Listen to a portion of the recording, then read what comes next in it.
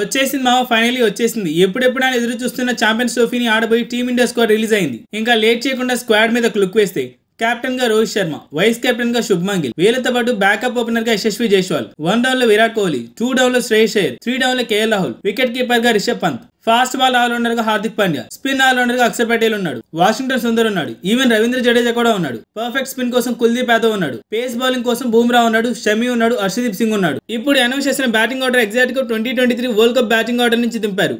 ఇంకా స్పెసిఫిక్ గా అడిగితే 2023 వరల్డ్ కప్ కి ఇప్పుడు రిలీజ్ చేసిన ఛాంపియన్స్ ట్రోఫీ టీమ్ కి డిఫరెన్స్ ఓన్లీ 5 ప్లేయర్సే మావా. మిగిలిన కంప్లీట్ టీమ్ 2023 వరల్డ్ కప్ ఆడిన టీమే.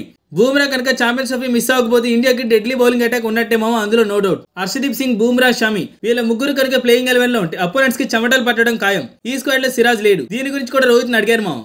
సిరాజ్ ని ఎందుకు డ్రాప్ చేశారని అడిగితే సిరాజ్ బాల్ పాతపడే కొద్దీ తన బౌలింగ్ లో ఎఫెక్టివ్నెస్ పోతుందన్నారు. టు బి ఫ్రాంక్ అది నిజమే మామ. Siraj is a wonderful bowler, అందులో నో డౌట్. తన వికెట్స్ కూడా తీస్తాడని దానికి తోడు రన్స్ కూడా లీక్ చేస్తాడు. 2 వికెట్స్ ఇసి 50 రన్స్ ఇస్తే నో యూస్ కదా మామ, అందుకే పక్కన పెట్టినట్టున్నారు. ఇది కూడా తన మంచికే, గట్టిగా ప్రిపేర్ అయ్యి సాలిడ్ కంబ్యాక్ ఇవ్వచ్చు మామ. ఒకటి గుర్తు పెట్టుకుని, ఇండియాలో 100లో ప్లేయర్స్ ఉన్న ఛాంపియన్స్ ట్రోఫీ స్క్వాడ్ గా పిక్ చేసింది జస్ట్ 15 మెంబర్స్ ని. వాళ్ళు కావాలి వీళ్ళు కావాలని మనం గింజుకున్న పీకేదేం లేదు. సో వాళ్ళు అనౌన్స్ చేసిన టీమ్ తోనే మనం సాటిస్ఫై అవ్వాలి. సరే అది పక్కన పెడితే ఛాంపియన్స్ ట్రోఫీకి ఆడటానికి ఛాన్స్ ఉన్న ప్లేయింగ్ 11 మీద క్లిక్ వేద్దామా. నేను మైండ్ లో ఉన్న ప్లేయింగ్ 11 చెప్తాను, తప్పులు ఏమైనా ఉంటే మీరు కామెంట్ లో రెక్టిఫై చేయండి మామ. ఓపెనింగ్ కి రోహిత్ అండ్ శుభ్మన్ గిల్, జైస్వాల్ ఉన్నాడు, కానీ జైస్వాల్ ఇప్పటి వరకు ఓడియా ఫార్మాట్ ఆడలేదు. సో తనకి ఛాన్స్ వచ్చినా ఎవరు. పైగా స్క్వాడ్ లో Shubman Gill vice captain, Rohit Sharma captain. వీళ్ళిద్దరిని కూర్చోబెట్టి జైస్వాల్ కి ఇవ్వడం ఇంపాసిబుల్ టాస్క్. 1 డౌన్ లో విరాట్ కోహ్లీ ఉన్నాడు, మ్యాన్ ఆఫ్ బిగ్ టోర్నమెంట్స్ అంటాం, కానీ తన ప్రెజెంట్ ఫామ్ లో లేడు. రాకపోతే చాలా పెద్ద దెబ్బ పడుతుంది తనకి. తనతో పాటు టీమిండియా కూడా పడుతుంది. 2 డౌన్ లో Shreyas Iyer, BCCI central contact నుంచి తీసేస్తే డొమెస్టిక్ క్రికెట్ లో తనేంటో ప్రూవ్ చేసుకుని స్క్వాడ్ లో ప్లేస్ తెచ్చుకున్నాడు. మిగిలిన వాళ్ళదేమో కానీ ఈసారి తనేంటో ప్రూవ్ చేసుకుంటారని గట్టిగా అనిపిస్తుంది మామ. 3 డౌన్ లో కేఎల్ రాహుల్ ఉన్నాడు.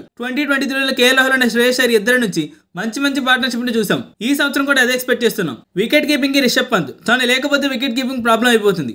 ఇక్కడతో 6 కంప్లీట్ బ్యాట్స్మెన్స్ అయిపోయారు. ఇప్పుడు బౌలింగ్ యూనిట్ చూస్తే బూమ్రా స్టార్టింగ్ మ్యాచెస్ ఖచ్చితంగా ఉన్నాడు కాబట్టి టీమ్ లో పేస్ కోసం షమి అండ్ హర్షదీప్ సింగ్ ఉంటారు. మిగిలిన పేస్ కోసం హార్దిక్ పాండ్యాని టీమ్ లో పెట్టుకుంటారు. స్పిన్ కోసం లెఫ్ట్ అండ్ రైట్ కాంబినేషన్ లో చూసుకుంటే అక్షర్ పటేల్ లెఫ్ట్ హ్యాండెడ్ గా, వాషింగ్టన్ సుందర్ని రైట్ హ్యాండెడ్ స్పిన్ కోసం తీసుకుంటారు. ఇద్దరు బ్యాటింగ్ అండ్ బౌలింగ్ రెండింటికి పనికొస్తారు. లేదు మాకు మంచి స్పిన్ అటాకే కావాలి, బ్యాటింగ్ మేనేజ్ చేయగలం అనుకుంటే కుల్దీప్ యాదవ్ ని అక్షర్ పటేల్ ని ప్రిఫర్ చేస్తారని నేను అనుకుంటున్నాను. ఇది మామ నేను ఎక్స్పెక్ట్ చేస్తున్న playing 11. In case Bumrah available గా ఉంటే ఈ ప్లేయింగ్ 11 లో ఎవరిని డ్రాప్ చేస్తారని మీరు అనుకుంటున్నారో let me in the comments మామ. మీ ప్లేయింగ్ 11 కూడా కామెంట్ చేయండి. అసలు ఈ స్క్వాడ్ ఎలా ఉందో కూడా కామెంట్ చేయడం మాత్రం మర్చిపోకండి. సో దట్స్ ద వీడియో మామ.